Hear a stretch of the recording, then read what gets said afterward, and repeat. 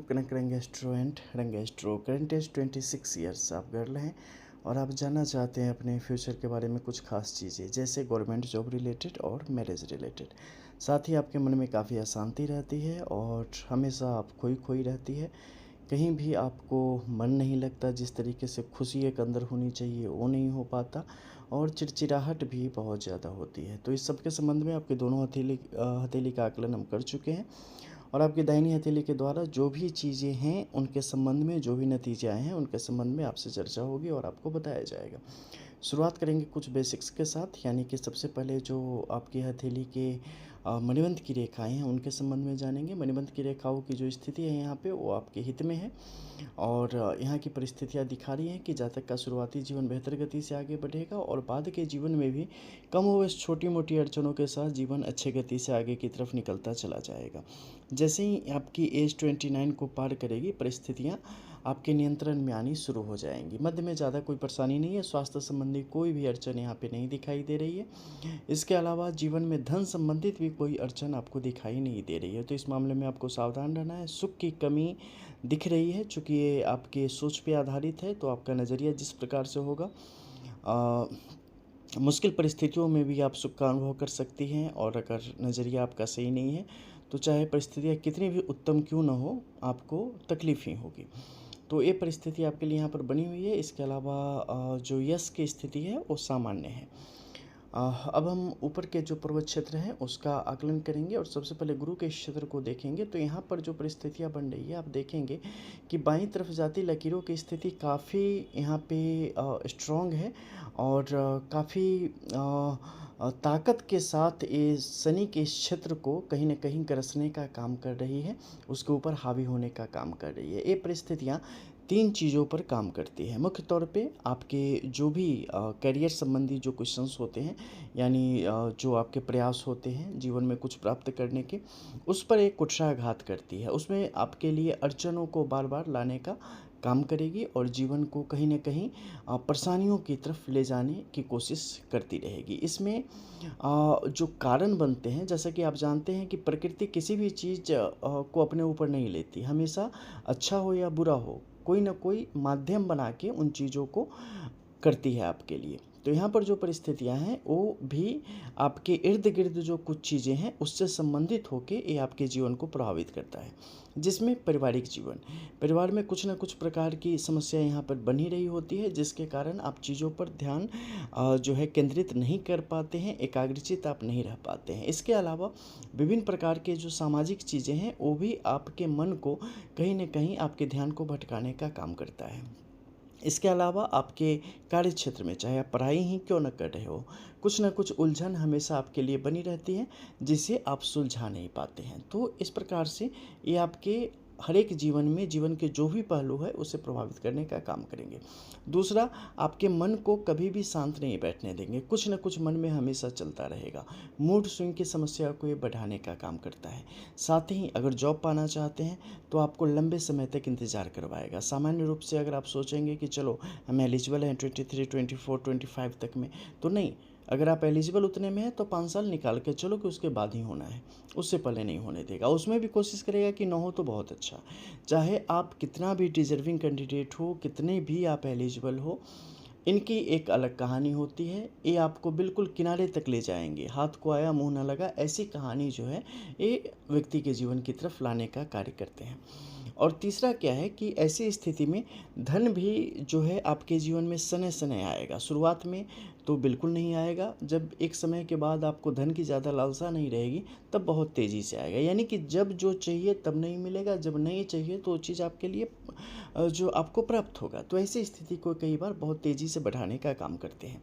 अभी आपको लगेगा कई बार कि जो किस्मत है ना वो आपका साथ नहीं दे पा रही है और कहीं ना कहीं आप एक ख़राब किस्मत लेके पैदा हुए हैं। ऐसी चीज़ें, बिल्कुल ऐसी चीज़ें नहीं है, ठीक है। इसमें बिल्कुल ना पड़े और ऐसी सोच बिल्कुल भी ना बनाए। जो बस कर रहे हैं ना उसे करते रहो, क्योंकि नियति जो है ना आपको चाहती है कि आप छोड़ दें, आप निकल जाएं, लेकिन आप निकलना मत। चाहे परिस्थितियाँ कितनी भी मुश्किल क्यों ना हो जाए, जब तक आखिरी बूंद खून और सांस बची हुई है ना तब तक सोचना कि मैं जीतूंगी और फाइनली उसी समय आप जीतेंगी।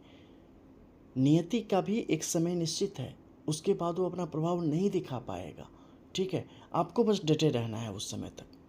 जब तक ज़िंदा है ना, जो आपके सपने हैं ना, उसे पूरा करने के लिए डटे रहना। क्योंकि अगर पीछे हटे ना, तो आप इतनी दूरी तय कर चुके हैं कि वापस आकर चीज़ों को शुरू करने में उम्र निकल जाएगी, फिर आप कहीं के नहीं रहेंगे। क्योंकि जब आपने इतनी एनर्जी यानी कि इतना ज्ञान अर्जित कर लिया है, दुनिया का इतना तजुर्बा अर्जित कर लिया है, उसके बाद अगर उसका उपयोग नहीं होगा ना, तो चीज़ें आपके लिए हार्मफुल होगी। जैसे कि मान लो हम बहुत ज़्यादा हम खाना खा रहे हैं, ठीक है, हमारे अंदर बहुत ज़्यादा बॉडी में एनर्जी हो रही है, हम खर्च कहीं नहीं कर रहे हैं, यानी ना एक्सरसाइज कर रहे हैं, ना चल रहे हैं, ना कुछ कर रहे हैं, तो क्या होगा, लॉट्स ऑफ इश्यूज़ को क्रिएट करेगा। ऑर्गन डैमेज होगा, मोटापा होगा, ओबेसिटी वगैरह वगैरह वगैरह, और वो हमें बीमार करेगा और करते करते ख़त्म कर देगा। उसी प्रकार से अगर ज्ञान है ना हमारे अंदर बहुत, तो उसे बांटना पड़ेगा, उसे निकालना पड़ेगा। अगर नहीं निकालेंगे तो आपको पागल बना देगा। इसलिए हमें चीज़ों को हमेशा जो है ना, लो और देते रहो, लेते रहो, देते रहो। जमा करके रखोगे ना, तो चीज़ें बुरी हो जाती है। मैं हमेशा वीडियोस में कहता हूँ कि नदी हमेशा चल रही होती है, पानी साफ़ होता है, तालाब का पानी गंदा हो जाता है, कीचड़ हो जाता है, ख़त्म हो जाता है। क्यों? क्योंकि वो रुक जाता है। हमें रुकना नहीं है, आपने चलते रहना है। और अगर चलते रहेंगे तो मुश्किलें आएंगी, पत्थर आएंगे, पहाड़ आएंगे, ख़राब सड़कें आएंगी, कोई फ़र्क नहीं पड़ता है। मंजिल स्पष्ट है ना, बस उस पर नज़र रखना है। पड़ाव कभी भी महत्वपूर्ण नहीं है। महत्वपूर्ण आपकी डेस्टिनी है, महत्वपूर्ण आपकी मंजिल है। और ये सफल क्या है? सफल है सही तरीके से, चाहे मुश्किल हो या बुरा हो, उस पर चलते रह जाना। ये नहीं देखना है कि यहाँ कांटा चुभने लगा रास्ते में, अब तो हम नहीं जा पाएंगे। नहीं, यही तो असफलता है। वो कांटा चाह रहा है आपको पीछे धकेलना, नहीं हमें पीछे आना है। हमें स्मार्टली तरीके से कांटे को हैंडल करके जो निकलेंगे ना, वही हमारी सक्सेस है, वही असली सफलता है। क्योंकि जब लास्ट में आप जाएंगे ना, तो आपको पता चलेगा कि मंजिल जैसी तो बेसिकली कोई चीज़ होती ही नहीं। ठीक है, तो आपको उस तरीके से अपना माइंडसेट बना के आगे की तरफ बढ़ती रहने की आवश्यकता आपके लिए है। दूसरा, इस खास रेखा पे हम बात करेंगे। यहाँ पे जो अगर आप देखेंगे तो एक बिल्कुल जो है ना, सर्पाकार स्थिति बनी हुई है रेखाओं की। सर्पाकार स्थिति बनने से क्या होगा कि ये कई प्रकार के विकारों को जन्म देने का काम करेगा, जिसमें कि राधे मानसिक विकार को कई बार ये बढ़ाएगा। यानी कि बार बार कोशिश करने के बाद भी जो नहीं प्राप्त होता है ना, तो एक झुंझलाहट, एक चिड़चिड़ाहट, एक एक अंदर ही अंदर एक जो है ना, गर्मी को बढ़ाने का काम करेगा। इससे क्या होगा कि आपका मन विचलित होगा। आप चाहेंगे भाग जाना, कुछ करना इधर उधर वगैरह, कुछ भी ऐसा करना जिससे आपको शांति मिले। तो ऐसी चीज़ों को ये बढ़ाएगा। बस इससे घबराना नहीं, योगा प्राणायाम किया करना, खाली पैर हरी घास पे चला करना, थोड़ा सा आध्यात्मिक, चाहे जिस भी धर्म को फॉलो करते हो फ़र्क नहीं पड़ता है, आप थोड़ा आध्यात्मिक जो आपके कार्य हैं उसे करना, थोड़ा ध्यान में मन लगाना, ठीक है, अपने आप में थोड़ा गोता लगाने की कोशिश करना। आप चीज़ों पर जो ये प्रभाव है उस पर पूरी तरीके से अपना अधिकार जमा पाएंगे। ये जो एनर्जी आपके अंदर जमा हो गई है ना, उसे कंट्रोल कर पाएंगे। थोड़े और हल्के शब्दों में कहूँ ना, आम लोगों के समझने के लिए, तो मैं सीधी बात इसमें बताता हूँ। जैसे कि बहुत सारे योगी संत मुनि हैं जो कि बचपन से ही ब्रह्मचारी रह गए हैं, और आजकल के 18-20 साल के लड़के ब्रह्मचर्य का पालन नहीं कर पाते हैं। क्यों? क्योंकि उसे मैनेज करना नहीं जानते। अगर आपके अंदर उतनी ऊर्जा है भी ना, उतना ज्ञान है भी, तो उस ज्ञान को पचा पाने की क्षमता भी आपके अंदर है। बस उसे जानने की आवश्यकता है कि कैसे उस ऊर्जा का आप सही उपयोग कर सकते हैं, ऊर्जा को अपने तरीके से नियंत्रित कर सकते हैं, अपने तरीके से चला सकते हैं। अगर उसे आप अपने आप पर हावी होने देंगे, तो फिर वही हो जाएगा जो आजकल के नए लड़कों के साथ होता है। वो ब्रह्मचर्य का पालन नहीं कर पाते, एक छोटी उम्र से वो भंग होती चली जाती है। लेकिन एक बड़े श्रेष्ठ योगी मुनि उसे कर पाते हैं, जिसके कारण उनके ललाट पर तेज आपको दिखाई देता है, उनके शरीर में वैसी कांति दिखाई देती है, उनके भाषण में वैसी ऊर्जा आपको सुनाई देती है। तो ये सब चीज़ें एक दूसरे से कनेक्टेड है, बस उसे समझने की आवश्यकता है। तो यहाँ पर क्या है कि अपने मन को ना नियंत्रण में रखना आपके लिए अत्यंत आवश्यक होगा। दूसरा, अगर आप देखेंगे तो शनि के इस क्षेत्र में रेखाओं की स्थिति जो है थोड़ी सी उल्टी पुल्टी होकर चल रही है, यानी कि बहुत ज़्यादा क्रॉस की स्थिति बनी हुई है। बुरी नज़रों से बचना, बाहर की जो शक्तियाँ हैं उनसे बचना। देखो, दुनिया में दोनों चीज़ें हैं, सकारात्मक ऊर्जा भी है, नकारात्मक ऊर्जा भी है। ठीक है, दोनों आपके ऊपर प्रभावी हो सकती है। तो नकारात्मक भी अपने तरीके से प्रभावी होता है, सकारात्मक इनफैक्ट कि नकारात्मक थोड़ा जल्दी होता है। ठीक है, उसे बस थोड़ा सा पुश मारो, पूरा अंदर घुस जाएगा, और सकारात्मक को बहुत ठेल के अंदर जाने देना पड़ता है, तब जाके वो आपको प्राप्त होता है। तो कोई एक बार सोच भी लेना आपको देख के, अरे बहुत सुंदर लग रहा है, अरे उसके पास बहुत ज्ञान है, अरे उसके पास बहुत पैसा है, लग जानी है। अब कोई कहेगा हे भगवान ये कितना गरीब है, तो और गरीब हो जाओगे। ऐसा नहीं है कि कोई कहते हैं कि कितना गरीब है तो अमीर हो जाओगे ना। सकारात्मक ऊर्जा बहुत आराम से, कई बार इतना अनसुना करती है पूछो मत। वही बोलता है अरे इसके पास तो बहुत पैसा हो गया, तुरंत जाके बैठ जाएगा ना ना, अरे इसको तो भिखारी बनाना है। तो ये चीज़ें आपको यहाँ पर समझने की ज़रूरत है कि नकारात्मक ऊर्जा को आप बहुत ज़्यादा अवशोषित कर रहे हैं। तो इससे संबंधित उपाय बताए जाएंगे, जिसे करने से कहीं ना कहीं जो है आपका पॉजिटिव एनर्जी वाला जो एंटीना है वो चालू रहेगा और नेगेटिव वाला बंद हो जाएगा। तो आपके जीवन में इससे संबंधित कुछ बेहतर यहाँ पर स्थितियाँ आएंगी। आपका एक सवाल था गवर्नमेंट जॉब से रिलेटेड, माफ़ कीजिएगा, गवर्नमेंट जॉब फिलहाल आपके जीवन में नहीं है, इनफैक्ट ये किस्मत में ही नहीं है, लेकिन कर्म हाथ में दिखाई दे रहा है। यानी कि लाइक कॉन्ट्रैक्ट पे या संविदा पे या 2 साल 3 साल ऐसा करके आप कहीं से गवर्नमेंट का जो पैसा है वो आप प्राप्त कर सकती हैं। लेकिन अगर आप बिजनेस करें और PP sector like private public sector के कनेक्ट करके अगर कुछ आप काम करें, तो उसमें आप बेहतर रूप से गवर्नमेंट रिलेटेड काम भी कर सकती हैं और आपको पैसे भी प्राप्त वहाँ पे हो जाएंगे।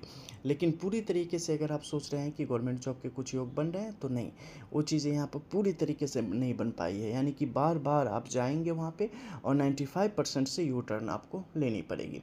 सन की कंडीशन यहाँ पे अच्छी नहीं है, इसलिए अपने गुस्से पर बहुत काबू रखने की आवश्यकता है। कहीं भी कुछ बोलने से पहले अच्छे तरीके से सोचने की आवश्यकता है, क्योंकि आप जो भी बोलेंगे उसका बड़ा प्रभाव आपके जीवन में और आपके आसपास दिखाई देने वाला है। तो उसमें कोई कमी नहीं होनी चाहिए। आंखों का ध्यान रखें, बोन से रिलेटेड इश्यूज़ को ये बता रही हैं।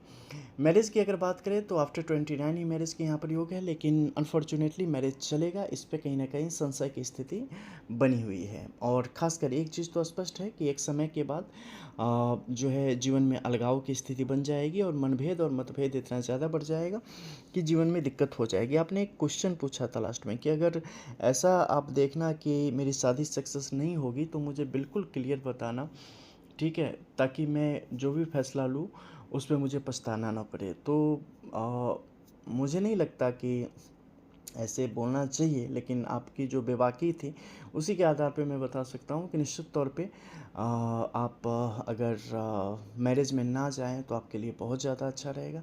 और अपने लाइफ को आप सामाजिक सेवा वगैरह किसी भी तरीके से जो आपके लिए बेहतर हो, और इससे के संबंध में भी आपको हमने बताया भी है आपकी हॉरोस्कोप के थ्रू। और इसके अलावा भी आपको हम बताएंगे कि जो 3 क्षेत्र हैं जिसमें आप जा सकते हैं।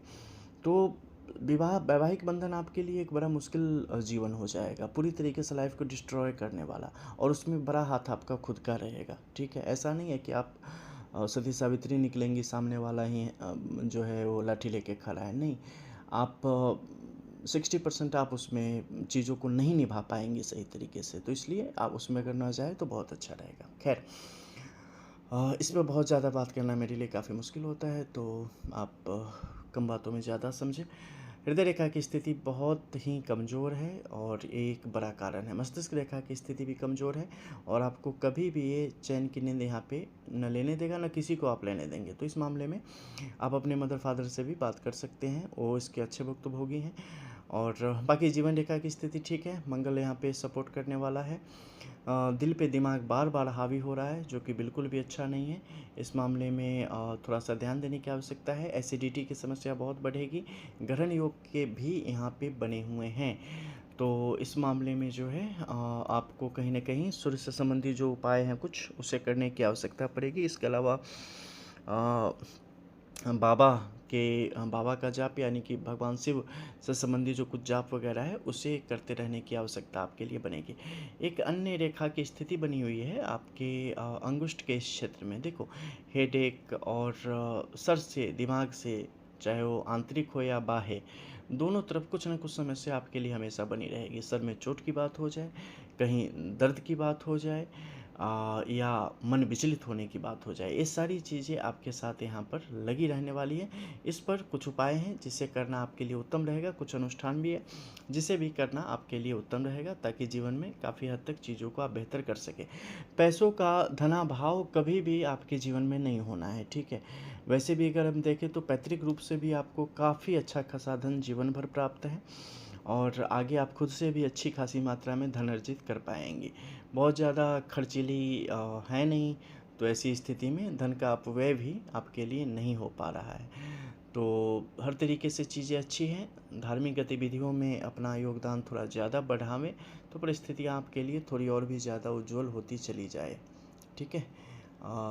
इसके अलावा जो बाकी चीज़ें हैं आपकी चिड़चिड़ाहट वगैरह, ये सब एक समय की बात है। कुछ समय के पश्चात वो चीज़ें पूरी तरीके से ख़त्म हो जाएगी, तो उसके लिए चिंता करने की आवश्यकता नहीं है। राहु का क्षेत्र बहुत अच्छा है। मन में बहुत ज़्यादा शक होता है दूसरे तीसरे चौथे के लिए। इनफैक्ट ये विपरीत लिंग के प्रति आकर्षण भी बहुत ज़्यादा है, लेकिन वो आकर्षण कई दफ़े क्या होता है ना कि हम अपने तरीके से चाहते हैं। कई बार हम चीज़ों को अपने तरीके से यूज़ करना चाहते हैं, फिर थ्रो भी करना चाहते हैं। फिर हम जो है सोलो ट्रैवलिंग भी करना चाहते हैं, लाइफ की ट्रैवलिंग। बहुत सारी चीज़ें हैं। इनफैक्ट कि सारी चीज़ों को आप मिलाओ देखो, हमेशा हमें जो है ना, टू बी फ्रैंक, कि हमेशा हमें स्वार्थी नहीं होना चाहिए। हम अगर रिश्तों को में जाते हैं ना, तो रिश्तों के लिए जो है ना ज़िंदगी दी जाती है, रिश्तों को बनाने के लिए, ना कि बिगाड़ने के लिए। तो हमारे अंदर दोनों चीज़ें होती है, अच्छाई भी होती है, बुराई भी होती है। हमें कहीं न कहीं ये महसूस किया, और इनफैक्ट कि मैं बहुत अच्छा मानता हूँ, आपकी सोच जो है बहुत अच्छी है इस मामले में, कि कम से कम आप ये तो रियलाइज़ करते हो कि शायद मैं चीज़ों को सही ढंग से नहीं कर पाऊँगी, तो मुझे इस रिश्तों से में अगर जो है मजबूरी वैसी कोई ना हो, तो अगर ना जाए तो बहुत अच्छा है। अगर मैं इंसाफ़ नहीं कर पाऊँगी किसी को, बहुत सुंदर बात है, क्योंकि लोग यही नहीं करते हैं। जबरन इसके कारण उसके कारण कैसे भी जाके और दोनों की ज़िंदगी की जो है ना पूछो मत कर देते हैं। तो ये बहुत ही एक बुरी स्थिति है। इसके मामले में बहुत अच्छा है कि भैया हम अगर नहीं सेट खाएंगे किसी के साथ तो ठीक है, हम अकेले रहेंगे। तो इस तरीके से आपके लिए बेहतर रहेगा। चलो, और भी जो होगा फिर आपसे over the WhatsApp voice call जो बात होगी बताई जाएगी। मिलते हैं फिर। जय जय श्री राधे।